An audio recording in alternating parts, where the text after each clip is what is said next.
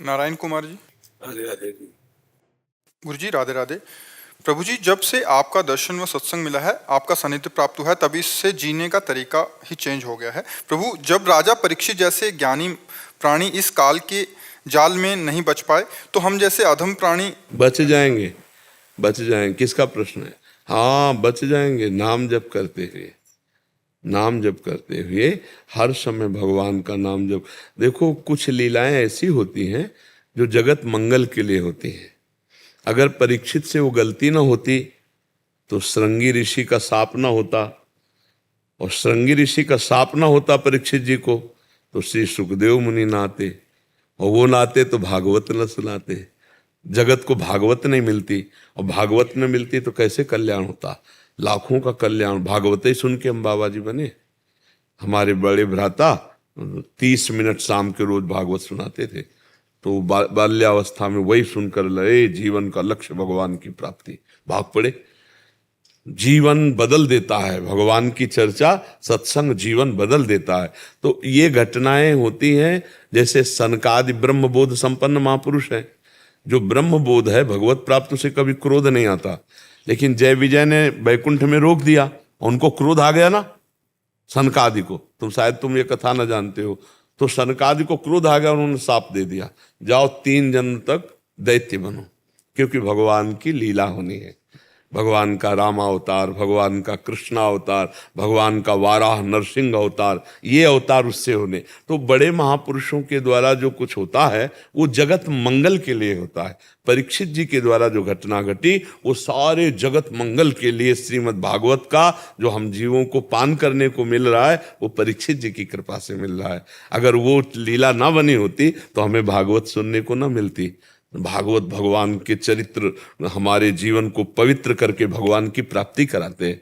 समझ पा रहे ना बच्चा? वहां ऐसा नहीं कि परीक्षित जी को कलिकाल ने परास्त कर दिया, शरण में गिरा था। आप सुने हो चरित्र? परीक्षित जी के चरणों में गिरा था कलयुग, तो उनका मैं शरण में हूं। तब उन्होंने 5 स्थान दिए थे: शराब पीने वाला, पराई स्त्री से व्यभिचार करने वाला, जुआ खेलने वाला, हिंसा मांस खाने वाला और स्वर्ण चोरी करने वाला। 5 स्थानों में कलयुग का वास बताया है। अगर इन 5 में से किसी एक का भी संग हुआ तो कलयुग अपना प्रभाव दिखा देगा। तो ये चीजें खाओ पियो मत, किसी की चोरी मत करो, नाम जप करो। कहाँ कलयुग? यहाँ कहाँ कलयुग दिखाई दे रहा है? सत्संग में कलयुग दिखाई दिया, सत्संग हो रहा था, कहाँ कलयुग है? कलयुग तब जब अभी निंदा स्तुति प्रपंच शुरू कर दो, अभी कलयुग हो गया। तो हम वो करें ही ना कार्य जिससे कलयुग हमारे मस्तक पर चढ़ जाए, हमारी बुद्धि पर। तो हम गलत कार्य करें ना, तो अभी सतयुग है, कहाँ कलयुग है? भगवान का नाम जप कर रहे हैं, धर्म पूर्वक कमा के खा रहे हैं, दूसरों की सेवा करें, कहाँ कलयुग है? अब जो पापाचरण कर रहे हैं, भगवान से विमुख है, तो कलयुग तो है ही है। परीक्षित जी को कलयुग छू भी नहीं सकता। ये लीला इसलिए हुई हम लोगों का परम कल्याण करने के लिए। जिनको गर्भ में ही भगवान का साक्षात्कार हो गया, उनको कलयुग क्या कर सकता है? समझ रहे ला? परीक्षित जी को तो गर्भ में ही भगवान के दर्शन हो गए थे। जब ब्रह्मास्त्र अश्वत्थामा ने संधान के, देखो कितनी मूर्खता हो गई अश्वत्थामा, एक गर्भस्थ बालक को मारने के लिए ब्रह्मास्त्र का संधान कर दिया। को बच ही नहीं सकते थे वो तो, भगवान गर्भ में प्रवेश करके। तब परीक्षित ने वहां गर्भ में भगवान के दर्शन पाए थे। उनका कलयुग कैसे बिगाड़ सकता है? पर ये लीला भगवान के द्वारा इसलिए हुई कि जगत मंगल हो जाए। जगत मंगल, ये श्रीमद् भागवत का जो जगत को श्रवण करने का सौभाग्य मिला, ये परीक्षित जी की कृपा से मिला। समझ रहे ना बच्चा? लेकिन हम कलकार के लोग बहुत अधमी हैं, इतना ज्ञान नहीं है प्रभु ने। कोई जरूरत नहीं, लेकिन राम राम तो बोल सकते हो प्रभु वो तो आपकी कृपा से कोशिश। तो फिर कोई बाधा नहीं होती। इससे बड़ा कोई ज्ञान नहीं है। नाम के सदस्य कोई ज्ञान नहीं, नाम के सदस्य कोई तपस्या नहीं, नाम के सदस्य कोई तीर्थ स्थान नहीं, नाम के सदस्य कोई साधन नहीं। अगर तुम्हारे मुख से ईमानदारी से नाम चल रहा है तो तुम निश्चिंत हो जाओ, निश्चिंत हो जाओ। हमारी बात समझ लो। और नाम न जब करे हो ऐसे कह दे वो तो चलता है, नहीं, ऐसे नहीं कर। कोई लोग, जैसे कई ऐसे लोग होते हैं कि वो तो 24 घंटे चलता है। झूठ बोल रहे हो। 24 घंटे चलता है ना जिनके, वो बोल नहीं सकते कि 24 घंटे चलता नहीं। हमें जैसे अपने लोगों से भी पूछा जाए ना तो ऐसे कहेंगे भगवान जितना करवा लेते उतना होता, बकाया अभी छक के भजन करने को नहीं मिला। मन तो यही कहता है कि भगवान कृपा करें, हर समय भजन, भजन की भूख बढ़ती है। रात दिन भजन करने पर भी रोना आता है कि यार वो भजन नहीं हो रहा जैसा होना चाहिए। और लोग कह देते वो तो 24 घंटे चलता है, तो सोते कई बजे हो?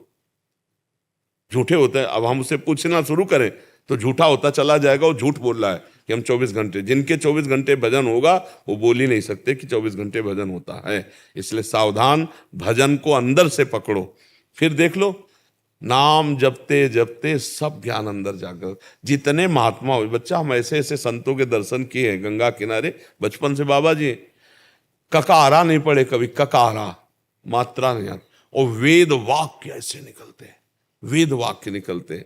बस क्यों? देखो जिनको हम ऐसे संत भगवान को देखा है जिनके पास रुद्राक्ष की माला नहीं, 108 कंकड़ ऐसे रखे हुए और ऐसे जपते थे। एक ओम, ये दुई ओम, ये तीन ओम, गांव के अनपढ़ और ऐसे सिद्ध महात्मा कि जो बोल दे वो सत्य हो जाए, बड़े बड़े उनके चरणों, और जप ऐसे एक ओम, ये दुई ओम कंकड़ से भगवान का स्मरण मात्र संपूर्ण ज्ञान प्रदान कर देता है। कोई भी भक्त बताओ जो अज्ञानी रहा हो, कोई भक्त का नाम लो। देखो हनुमान जी तो परम ज्ञानी है, ज्ञानी नाम अग्रगण्यम, गरुण महाज्ञानी गुण राशि, विश्वामित्र महामुनि ज्ञानी, जो भी महात्मा हुए परम ज्ञानी हुए, क्योंकि भगवान का नाम जब चल रहा है ना तो उसी नाम में सब कुछ। जैसे आप राम, कृष्ण या राधा, जो नाम है एक डिब्बा समझो जिसमें सब ज्ञान है, सब वैभव भरा हुआ है। अब जितना जब आप देखो, आपको तो इतना तो ज्ञान है कि हाथ जोड़ के पूछ रहे हो, गड़ासे से काट देते थे, दया नाम की चीज नहीं थी, सामान हो तो छीन लिया, नहीं है तो मार डाला, समझ रहे हो? और सीधे राम नहीं बोल पाते थे, और जब संत कृपा हुई और मरा मरा कहा तो महान ऋषि हो गए, समझ रहे ना? तो विश्वास करो ये कथा थोड़ी है, ऐसा हुआ है। खूब नाम जप करो, भगवान को बस नाम पे तुम एकाग्रता कर लो। हम नाम पे ही केवल बोलते हैं, हर प्रश्न का उत्तर नाम होता है, क्योंकि सब शास्त्रों का सारा नाम है। और ये खूब महात्माओं से, संतों से और जीवन भर का अनुभव करके नाम जो पकड़ ले तो बस पार हो गया।